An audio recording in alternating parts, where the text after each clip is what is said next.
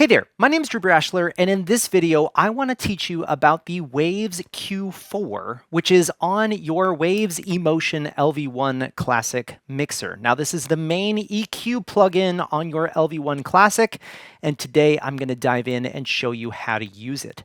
Now, if you're brand new to my channel, I'm all about helping you feel more confident with your production gear no matter where you're starting from. So let's go ahead and dive in. Now, with our eMotion LV1 Classic, there are 3 plugins that are put on every single channel by default when you open up a new session. There is the eMo F2, which is our high pass and low pass. We have our eMo Q4, which is going to be our EQ plugin, which gives us 4 bands of fully parametric EQ. And then we have our eMo D5, which is our dynamics plugin, where we have our gate, compression, de-esser, limiter, different things like that. But in this video, I want to talk about the Q4. Now, one great thing about this trio of plugins is that on every channel, if you look at the main channel view of your channel, you can see the adjustments of all 3 of these plugins. We can see the dynamic section, all right here. We have the EQ section all right here. And then we have our low cut and high cut right here, which we can activate and turn on and adjust directly from this screen. Now, the other great thing is if we go to our mixer, we can see our dynamics and EQ of any of our channels that we have those 3 plugins.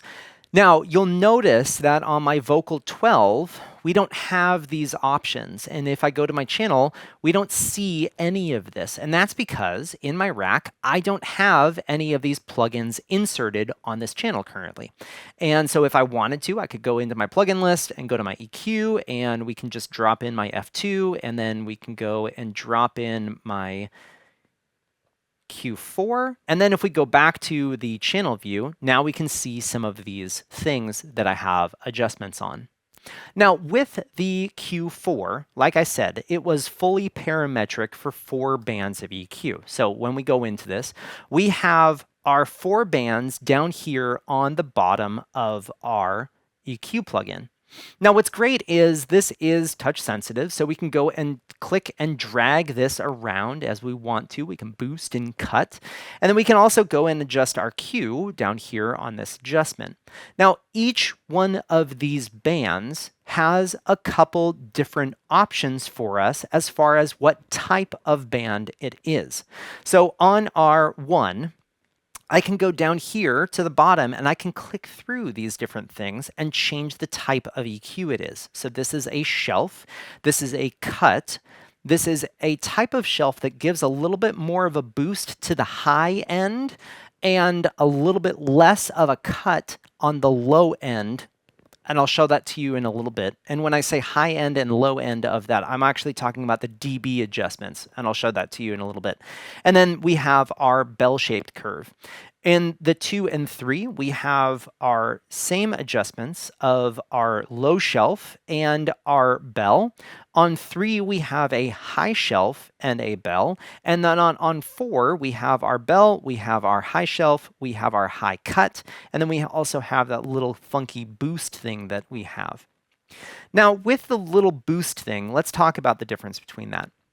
So on a low shelf, when we go and apply adjustment, we can see that anything below our filter frequency here. So if I was to set this at 100 hertz, so there we go at 100 hertz. Everything below 100 hertz is boosted by about 12 dB here.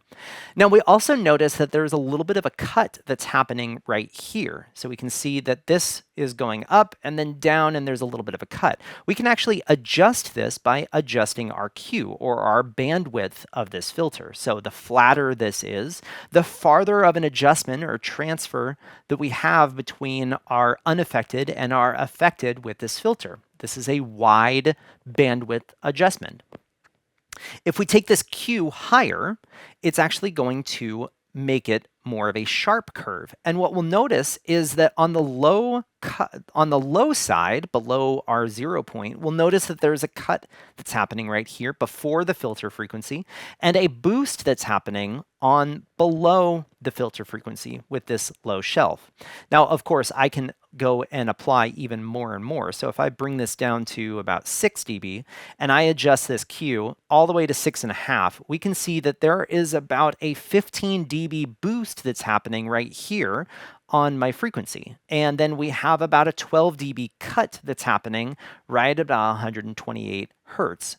Now, if I change this to be this one, which gives a little bit more boost to the high end. So before, when we had this set here, we were about 15 and about -12. And if I adjust this to this one, we're a little bit above 15. So we're probably about 16, 17 dB of boost right here. And then we are about -10 dB of cut here. So it's giving a little bit more preference to below the filter point with this little adjustment that we have right here. Now, where this would be helpful is a kick drum. So let me go ahead and play my kick drum here, and we can adjust this filter and give this a listen.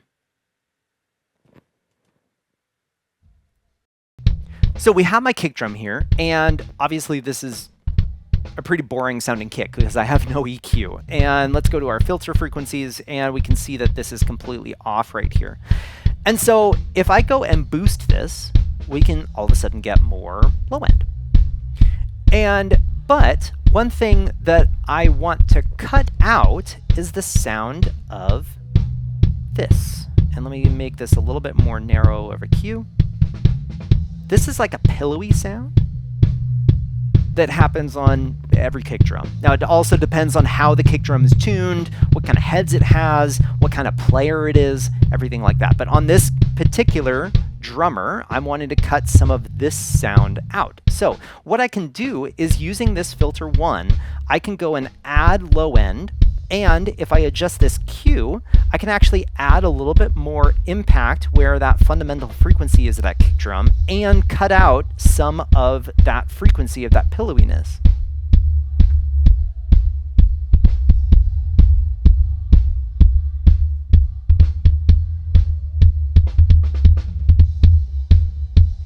So let's go ahead and adjust this down. There we go. Okay, and so I'm going to now make a similar adjustment on this frequency here. And let's go ahead and give this a little bit flatter of an adjustment. Bring this down, similar spot. Okay. So here is a more flat version of this EQ. So this is a bell shape as well, and then this is our fancier bell shape that we have. And so here is number 2, and here it is with 1.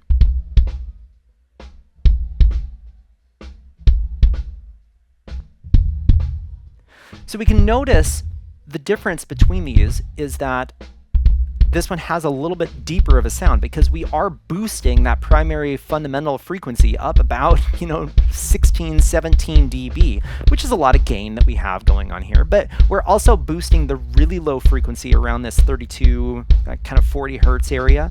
Now, if we wanted to go and dial this in a little bit more, we can actually add in a low cut and remove some of the really low frequency that we don't need. And so let's go ahead and listen to what that sounds like. So I don't know how well this is going to come across on YouTube, but this is everything below 33 Hertz. And there's not much information there. And depending on the subwoofers and the speaker system that you have, your speaker system might not even be able to replicate these sounds. And so what we are going to do here is I'm going to go ahead and add this low cut to remove some of that frequency below 30 Hertz. And so in adjustment, we have this nice boost here, and we're boosting some of this like 45, 50, but we're also rolling off everything below 30. Now, if I was to go back to this 2, notice the difference between our 1, which is this fancier kind of high Q adjustment, is that there's this little cut that's happening right here. Now, if I was to go back to our flatter shelf, it's boosting the pillowiness that's happening on this kick drum. So that's one of the benefits of doing this Q, of a high Q on this shelf. Now, if I swap this to the shelf, we can get a similar sound, but notice this is cutting out a little bit more of that and adding a little bit less of a boost here.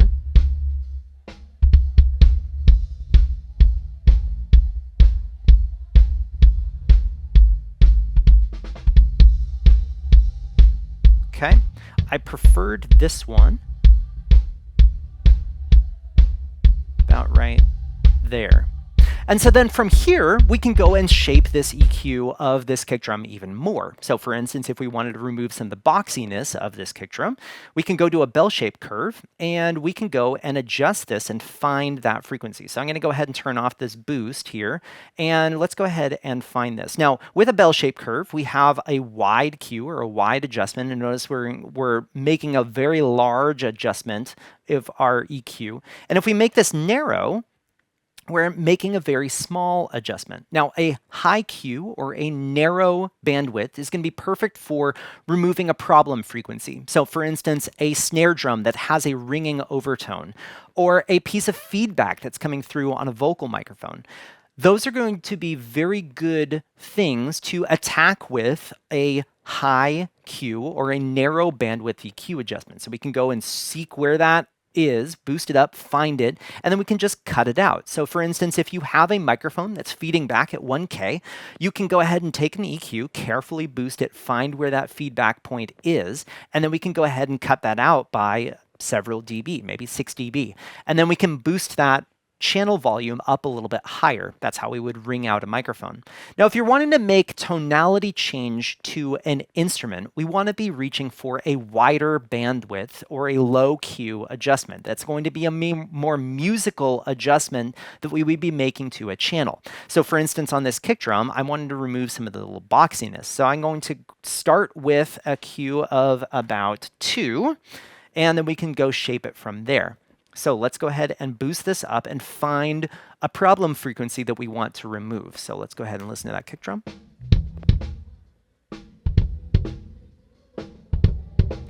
And this is the sound that really isn't really giving me much life.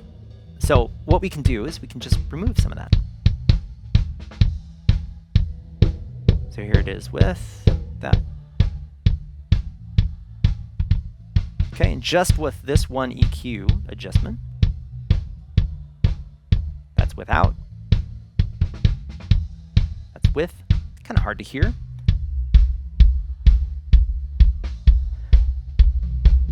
But some of this other frequencies in here aren't super helpful with this kick drum. So what we can do is we can actually make a wider bandwidth adjustment here on this EQ curve. So we can go ahead and take this wider and adjust a larger patch of frequencies. So if I unmute this, we're getting all of this sound by taking it out, and then we're adding in the low end of this kick. Now, if we want to and add a little bit more attack, then what we can do is we can add in some 3 to 4K right here. Sometimes the click is a little bit higher than 4K, maybe a 5 or a 6K, but basically what we want to do is we want to boost that and find where that frequency is of the attack of the actual beater hitting the drum, and it makes a clicking sound. And we want to go ahead and boost that. So we can go find it. This would be a little too low. We could definitely get a higher click sound. Some mixes and some genres of music really benefit from a really high-end click. So for instance, like hard rock, stuff like that is going to be really beneficial to have that higher-end click of that beater. So maybe you're going to go in with a narrow adjustment and boost right here. But notice, I'm getting a lot of hi-hat and snare drum on this. So that's one downside of boosting up there. But if we go ahead and widen this out a little bit, bring it back down to about here, we get to where the true click and attack is of this kick drum. Okay, so here is without EQ, and here is with. So I am getting a little rumbliness that's happening with this. So if I want to, I can just go ahead and take my extra band EQ that I have available to me. So for instance, EQ4, I can move this anywhere on this EQ adjustment. So if I was wanting to find that little rumbliness that's happening that I don't like, I can go narrow, and we can go ahead and boost this up and move this around and find it.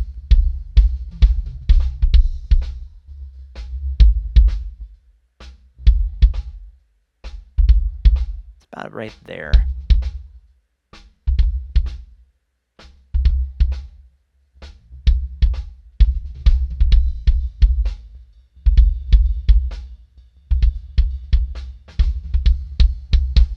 So I'm kind of cutting this thing up, of course, but here it is with out, and then here it is with.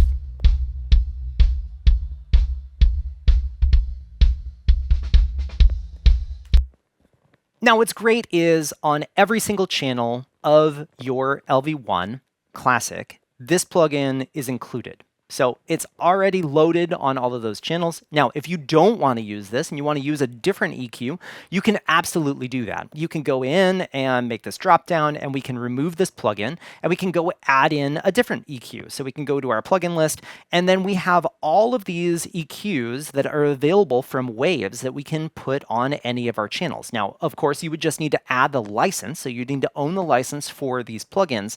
And of course, if you wanted to, you could do a plugin subscription, and that would allow you to have the entire Waves catalog available to you for use on your LV1. But remember, a bunch of EQs, a bunch of compressors, a bunch of dynamics, and everything is already included on your LV1 mixer. So if you don't need to purchase anything, it's already included. So if you wanted to put in, say, an SSL EQ, you could go and add in an SSL EQ on your channel, and boom, we have this. And this is available to me because I have the plugin license for this particular EQ. Now, what's great about the LV1 is it already includes that Q4, but if you wanted to have some more fun with some different plugins and emulations of different classic gear, you can definitely just use that plugin license and put it in on any of the channels that you want. Now, I hope this video is helpful for you today. If you do happen to have any questions, or there's a video that you're hoping that I would make on a specific plugin on the LV1, let me know about that in the comment section down below, as I'm always reading through those comments to find videos that can be helpful for you. If you haven't already, make sure to check out my website at drewbrashler.com. Otherwise, I hope you have a great day.